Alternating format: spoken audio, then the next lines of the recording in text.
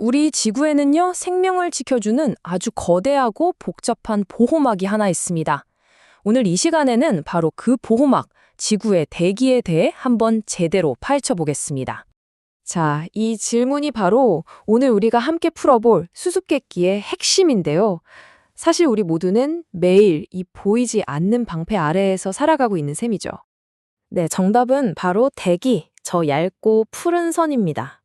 우주에서 보면 정말 아슬아슬할 정도로 얇아 보이잖아요. 하지만 바로 저 막이 생명이 있는 이곳과 저 바깥의 혹독한 우주를 가르는 단 하나의 경계선인 셈입니다.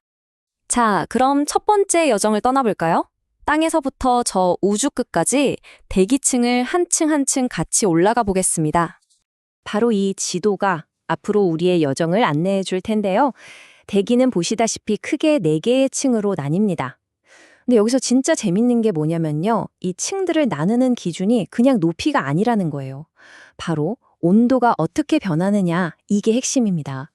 자, 첫 번째 층은 바로 우리가 지금 이 순간에도 숨쉬고 살아가는 대륙권입니다. 지구의 공기 대부분이 바로 여기에 몰려 있죠. 높이 올라갈수록 땅에서 나오는 열기에서 멀어지니까 당연히 기온이 뚝 떨어집니다. 저 높은 에베레스트 정상에 왜 만년설이 있는지 생각해보면 바로 이해가 되죠. 이 대륙권의 가장 큰 특징을 하나만 꼽으라면 단연 날씨입니다.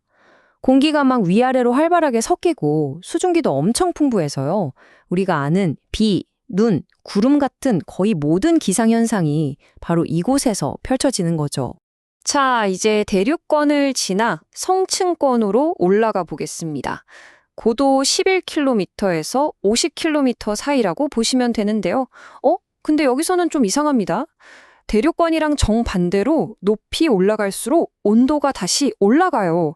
아니, 왜 그럴까요? 그 비밀의 열쇠는 바로 오존층이 쥐고 있습니다.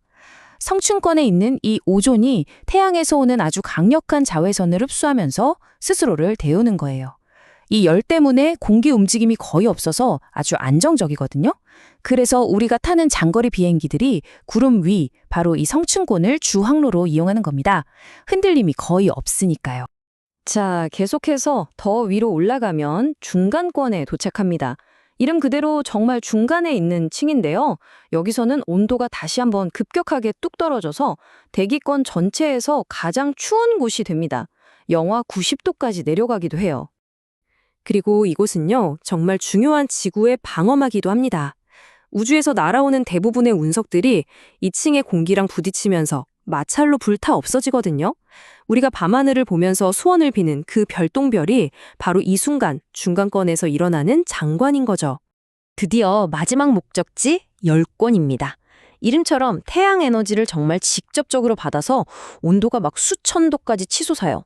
그런데 여기에 재미있는 반전이 있습니다. 공기 입자가 너무너무 희박해서 사실상 거의 없어서요. 그 뜨거운 열을 전달할 매개체가 없는 거예요. 그러니까 온도는 엄청 높지만 우리가 생각하는 그런 뜨거움은 전혀 느낄 수 없는 아주 신기한 곳이죠. 그리고 이 신비로운 열권은 바로 밤하늘을 수놓는 아름다운 오로라가 펼쳐지는 무대이자 또 수많은 인공위성들이 지구 주위를 쌩쌩 돌고 있는 궤도이기도 합니다. 자, 그럼 이제 두 번째 비밀을 파헤쳐 볼까요? 대체 이 대기는 어떻게 지구의 온도를 이렇게 완벽하게 균형 있게 유지하는 걸까요? 그 핵심 원리는 바로 복사평형이라는 개념에 있습니다. 말이 좀 어려운데요. 아주 간단히 말해서 들어오는 에너지랑 나가는 에너지의 양이 똑같은 상태, 그래서 온도가 일정하게 유지되는 걸 바랍니다. 이 물탱크 비유를 보면 아주 쉽게 이해할 수 있어요. 수도꼭지로 물이 들어오는 동시에 똑같은 양의 물을 아래로 빼낸다고 한번 상상해 보세요. 들어오는 양과 나가는 양이 같으니까 물탱크의 수위는 절대 변하지 않겠죠? 이게 바로 평형 상태입니다.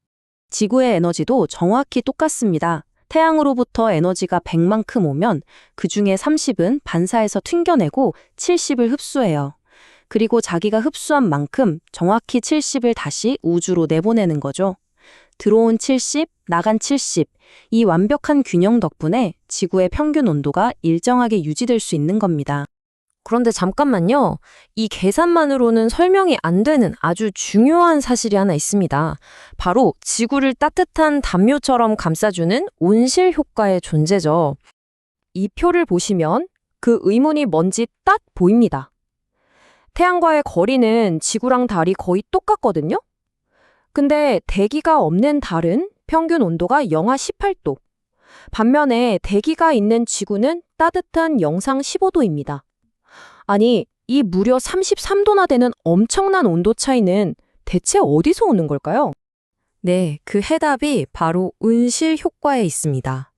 대기 속에 있는 온실가스들이 지구가 우주로 내보내는 열의 일부를 잠시 붙잡았다가 다시 돌려주는 거예요. 마치 우리가 추울 때 담요를 덮는 것처럼요. 바로 이 고마운 담요 덕분에 우리 지구가 생명이 살기에 딱 좋은 지금의 온도를 유지할 수 있는 겁니다. 하지만 만약에 이 생명의 담요가 너무 두꺼워진다면 어떻게 될까요? 바로 여기서부터 우리의 그 완벽했던 보호막에 균열이 생기기 시작합니다. 이 두 개의 그래프가 그 심각한 문제를 아주 명확하게 보여주고 있습니다. 왼쪽은 산업혁명 이후 대기 중 이산화탄소 농도고요. 오른쪽은 지구의 평균 기온입니다. 어떠세요? 두 그래프의 상승 곡선이 마치 쌍둥이처럼 소름 돋게 똑같이 움직이는 게 보이시죠? 네, 인간의 활동으로 온실가스가 너무 많이 배출되면서 우리를 지켜주던 고마운 담요가 이제는 너무 두꺼워져 버린 겁니다. 이게 바로 우리가 말하는 지구온난화죠. 그 결과는 지금 우리가 직접 겪고 있습니다. 극지방의 빙하가 녹아내리고 해수면이 오르고 또 매년 더 강력해지는 폭염과 홍수 같은 극심한 기상이변으로 나타나고 있는 거죠. 자, 오늘 우리는 이 대기라는 것이 얼마나 강력한 보호막인 동시에 또 얼마나 섬세한 균형 위에 서 있는지를 함께 살펴봤습니다. 그렇다면 이제 이 보호막의 수호자로서 우리의 역할은 무엇일까요? 우리의 대기가 정말 강력한 방패이면서도 동시에 깨지기 쉬운 섬세한 균형이라는 것을 알게 된 지금.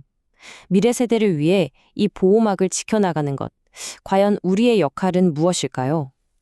이 질문에 대한 답은 우리 모두가 함께 찾아가야만 합니다. 이 강력하면서도 연약한 보호막을 지키는 것은 결국 그 안에서 살아가는 우리 모두의 몫이니까요.